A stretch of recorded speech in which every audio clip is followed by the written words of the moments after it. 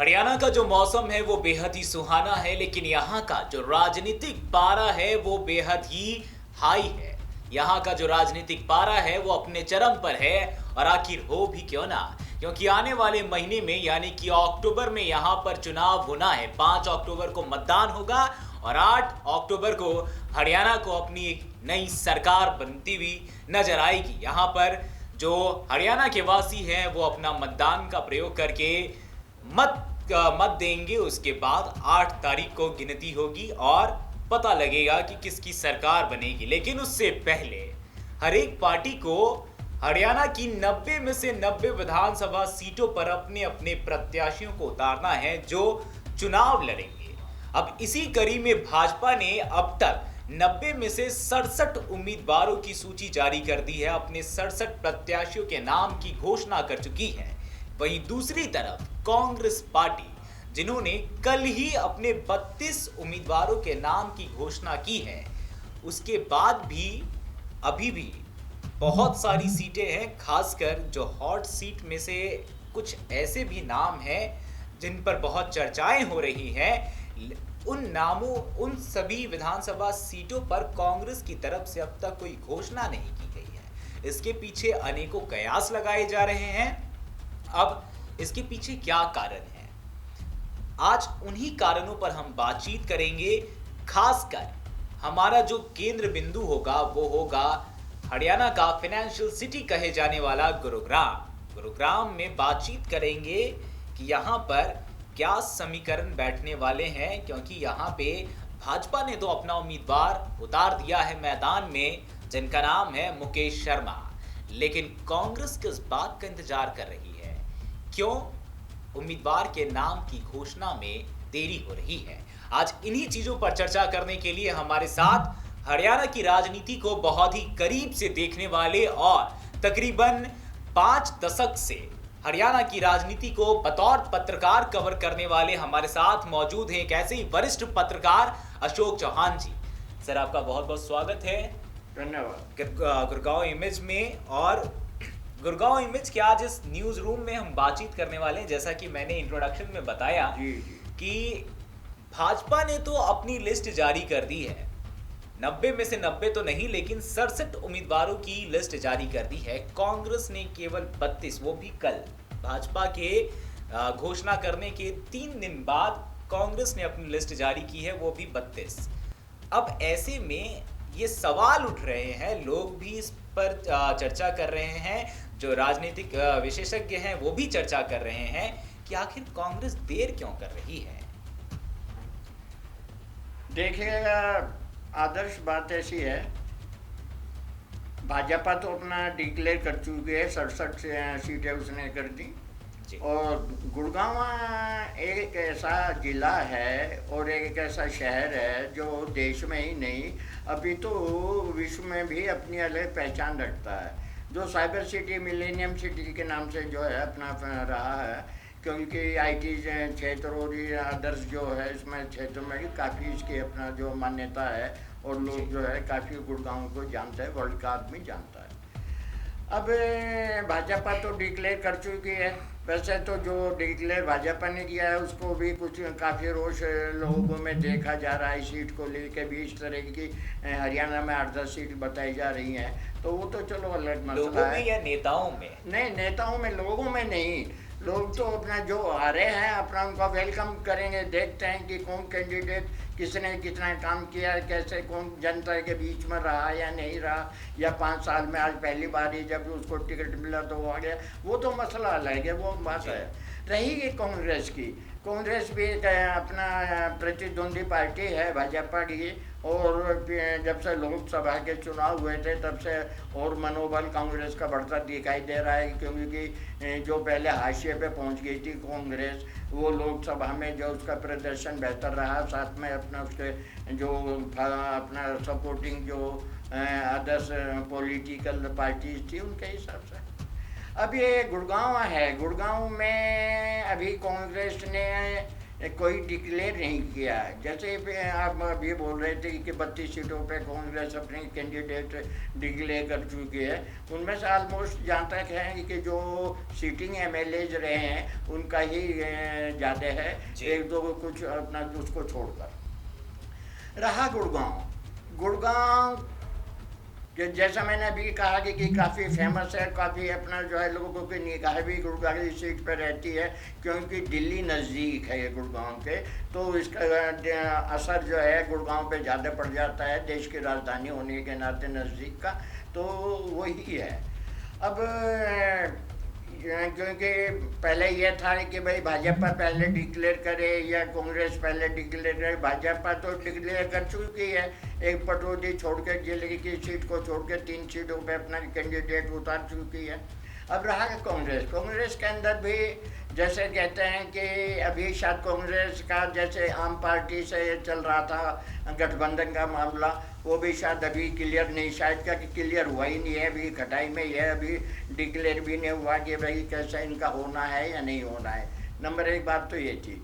दूसरा ये कि कांग्रेस के अंदर भी अपना जो धड़े हैं जिनको बोलते हैं, वो धड़े आज भी मौजूद हैं, वो कहीं नहीं गए हैं। और जबकि वैसे तो भाजपा में भी देखे जा रहे हैं अपना ग्रुपबाजी होती है, पर कांग्रेस की जो अपना धड़ेबाजी और क्या नाम ग्रुपबाजी वो काफ़ी अपना रही है और अपना फेमस भी रही है, और आज की तारीख में भी ऐसा ही कुछ दिखाई दे रहा है। अब क्योंकि अगर भाजपा उनका गठबंधन आपका हो जाता है तो शायद आप वाले जो हैं वो गुड़गांव की सीट मांगे, तो इस वजह से भी शायद नहीं हुआ है। और दूसरे ये कि अभी जो कैंडिडेट कौन है, अब पहले प्रदेश के पूर्व मंत्री रहे सुबीर कटारिया, वो भी 2 बार चुनाव लड़ चुके हैं और तीसरी बार फिर उम्मीद में हैं कि उनको चुनाव का अपना कैंडिडेट अपना उनको बनाएगी कि कांग्रेस। हालांकि प्रदर्शन बेहतर नहीं रहा था, बेहतर होता तो जीतते। अब रही उसके बाद कि अब और कौन है, अब रिसेंटली में जो मोहित ग्रोवर है, मदन लाल ग्रोवर कार्य अपना एक अच्छे नेता होते थे कांग्रेस के, उनके सुपुत्र हैं, उन्होंने भी अपना पीछे इलेक्शन लड़ा था पिछले विधानसभा में और वो 2nd नंबर पर रहे थे। वो कांग्रेस बतौर निर्दलीय रहे थे और उनका प्रदर्शन बेहतर रहा था 2nd नंबर पे आने का उसमें। तो अब कांग्रेस में अभी उन्होंने रिसेंटली कांग्रेस को ज्वाइन किया है, अब उनके ऊपर भी कांग्रेस अपना जो दांव खेलती है, कैसे करती है, उनको अपना उम्मीदवार बनाती है ये। अच्छा, उससे पहले जो अपना रहे हैं क्या नाम है पंकज डावर भी एक अच्छे अपना नेता रहे हैं, पर वो प्रदर्शनों में और उधर धरने प्रदर्शनों में काफ़ी उनका योगदान रहा, सहयोग रहा और जनता के बीच में भी रहे हैं। उन कांग्रेस उनके ऊपर भी अपना जो दांव खेल सकती है। और दूसरे दिख रहा है कि जब राजबब्बर को लोकसभा का गुड़गांव लोकसभा का टिकट दिया गया था, उसमें भी डावर ने काफ़ी बढ़ चढ़ कर हिस्सा लिया था और उनके साथ कदम से कदम मिलाते हुए किया था। हालांकि वो जीत नहीं पाए हैं, पर फिर भी उनका राजबब्बर का प्रदर्शन लोकसभा में 20 दिन टिकट मिलने के अंतराल में काफ़ी बेहतर रहा था। अब और जो है क्या नाम आशीष दुआ है राष्ट्रीय सचिव हैं कांग्रेस के, एक अच्छे सुलझे हुए और अच्छे अपना जो हिसाब से जो निर्विवादित रहे। उनको जो भी कांग्रेस ने जिम्मेदारी सौंपी है वो उसका उन्होंने बखूबी निर्वाह किया है, चाहे वह क्या नाम महाराष्ट्र में जो है अपना जो है चुनाव प्रभारी के रूप में हो या अदर्स को अपना जो भी जिम्मेदारी दी है उन्होंने निभाया है।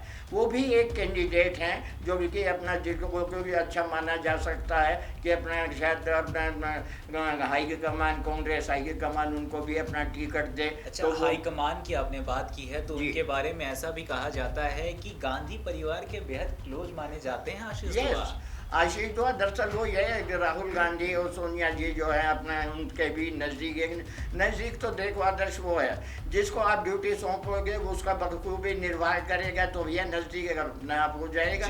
वो अपनी जगह खुद बना लेता है, उसका काम अपनी जगह बनाता है।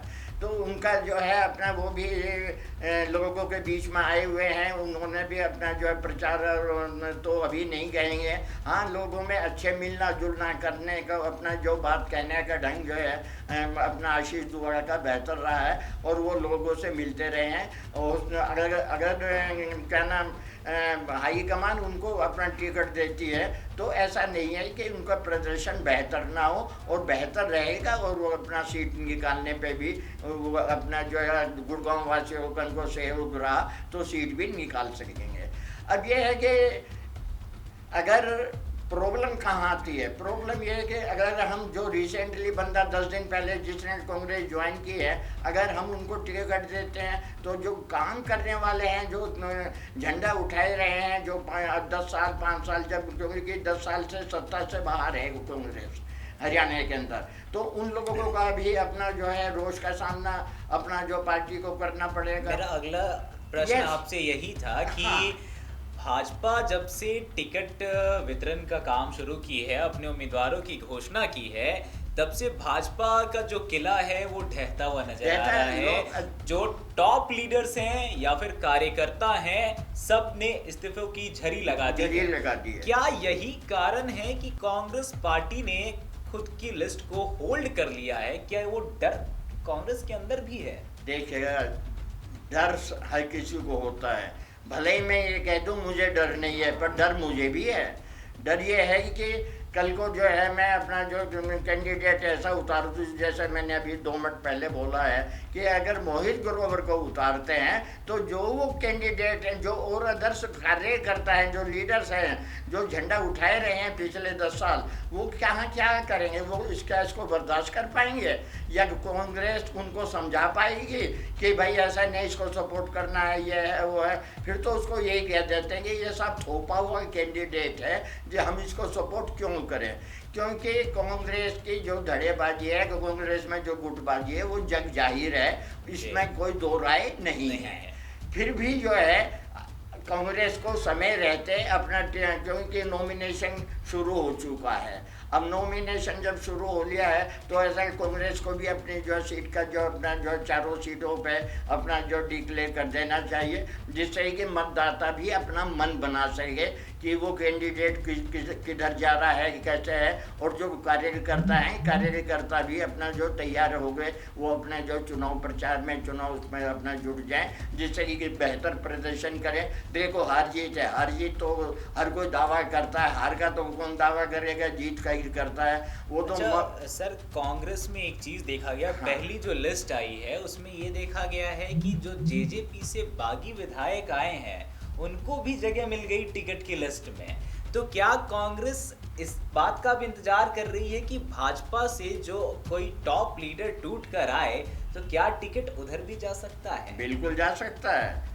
ऐसा है कि जब वो क्या है कि हर पार्टी जिताऊ जो कैंडिडेट होता है, जिताऊ कैंडिडेट पे ही दांव लगाना चाहती है। वो हारे हुए या हार का सामना या हार देखता हुआ हार कि भाई इसका प्रदर्शन बेहतर नहीं रहेगा तो उस पर दांव नहीं खेलेगी। तो ये भी सोच रहे हैं कि अभी को कुछ और भी आने हैं, जैसे कि आप बोल रहे हैं कि अपना कुछ उनके अपना भाजपा के लीडर्स भी आए हैं, जो मंत्री रहे हैं वो भी आ रहे हैं और वो ज्वाइन भी कर रहे हैं। और नहीं तो कल जो 8 तारीख में भी लोग ज्वाइन करने वाले हैं। जेएल शर्मा है, अच्छे कार्यकर्ता रहे हैं, हालांकि वो पहले कांग्रेस में थे पर पिछले 10 साल से जो है भाजपा में है और विभिन्न पदों पे भी रहे हैं और उनको जिम्मेदारी संगठन की भी दी गई थी। पर यही कि जैसे टिकट वितरण हुआ तो जेएल शर्मा भी खफा हो गए और उनके जो साथी हैं, जो उनके साथ काम करने वाले कार्यकर्ता हैं, लीडर्स हैं, उन्होंने भी रिजाइन दे दिया। और अभी जेएल से बात हुई थी, बोल रहे थे कि कल वो ज्वाइन भी कर रहे हैं, कांग्रेस ज्वाइन कर यस कल 8 तारीख है, 8 तारीख संडे में वो कांग्रेस ज्वाइन करेंगे। अब कैसे, अब रणजीत सिंह हैं जी हाँ, जो बिजली मंत्री हैं, अभी उन्होंने भी रिजाइन दिया है। उसके बाद में वो कांग्रेस में आते हैं या निर्दलीय लड़ते हैं, वो तो अभी देखना है। तो कांग्रेस उनका भी इंतजार कर रही है। पर ये कि कांग्रेस गुड़गांव सीट पर किसका इंतजार कर रही है, ये तो मान लिया जाए कि भाई आप पार्टी का गठबंधन हो तो उसके हिसाब से ही किया जाए। तो कार्यकर्ताओं के भी और उनको लेने के भी कार्यकर्ताओं में जिज्ञासा बनी हुई है कि अपना जो है गुड़गांव सीट पे और इधर तो जो जिले की जो सीट है चारों सीटों पे अपना जो उम्मीदवारों की घोषणा हो, जिससे कि अपना जो उनका भी अपना मनोबल बना रहे, और नहीं तो ज़्यादा लंबा हो जाता है तो उसमें प्रॉब्लम आ रहा है। अच्छा, अब अंतिम सवाल आपसे, जिसका मैं एक बहुत ही संक्षेप में आपसे उत्तर चाहूँगा कि क्या लगता है 12 तारीख को अंतिम नामांकन की तिथि है, आज लगभग 7 तारीख हो गई है जी। ऐसे में क्या लग रहा है कि कांग्रेस अपनी फाइनल लिस्ट कब तक जारी कर देगी? देखिएगा कल 8 है, कल 8 में लोग ज्वाइन करेंगे, जैसे GL शर्मा कर रहे हैं, तो इस तरह की कोई खबरें और भी आ रही हैं और भी ज्वाइन करेंगे। रही 8 और 9, जहाँ तक ये समझते हैं कि 9 तारीख के शाम तक जो है अपना डिक्लेयर जो है कांग्रेस को अपने कैंडिडेट कर देने चाहिए, जो बाकी के कैंडिडेट अपना जो बाकी 32 के अलावा जो सीटें बची हैं 60 कितनी 67 तकरीबन है ना, नहीं जी लगभग 58 सीटें हैं। 58 सीटें पर अभी कैंडिडेट डिक्लेयर करने अभी बकाया हैं, उनको भी कर देने चाहिए और ऑलमोस्ट हो ही जाएगा अपना नेक्स्ट 9 में, नहीं तो 10 में हो जाए, जिससे लोगों को आराम से अपना कैंडिडेट पर्चा भी अपने भर सके। चलिए, तो जैसा कि आपने सुना हमारे पॉलिटिकल एक्सपर्ट से कि कांग्रेस की जो लिस्ट है वो 9 तारीख को लगभग ऐसी संभावनाएं जताई जा रही हैं कि 9 तारीख को देर शाम तक वो लिस्ट जारी कर दी जाएगी, क्योंकि नामांकन की जो अंतिम तिथि है वो 12 अगस्त है। अब ऐसे में माफ कीजिएगा, नामांकन की जो अंतिम तिथि है वो सितंबर है, क्योंकि चुनाव तो अगले महीने ही है और अगला महीना अक्टूबर है। तो ऐसे में अब ये देखना दिलचस्प है कि कांग्रेस टिकट किसे देती है। फिलहाल इस पर जो कयासे हैं वो लगाए जा रहे हैं, और ये कयास तब तक लगाए जाएंगे जब तक कि टिकट की जो वो लिस्ट है कांग्रेस जारी नहीं कर देती है। तो फिलहाल ये जो संभावनाएं हैं, ये जो संभावनाओं का दौर है, इसको बरकरार रखते हैं। जो भी खबर आएगी सबसे पहले गुड़गांव इमेज आप तक लेकर पहुंचेगा। देश और दुनिया की तमाम खबरों के लिए आप देखते रहिए गुड़गांव इमेज।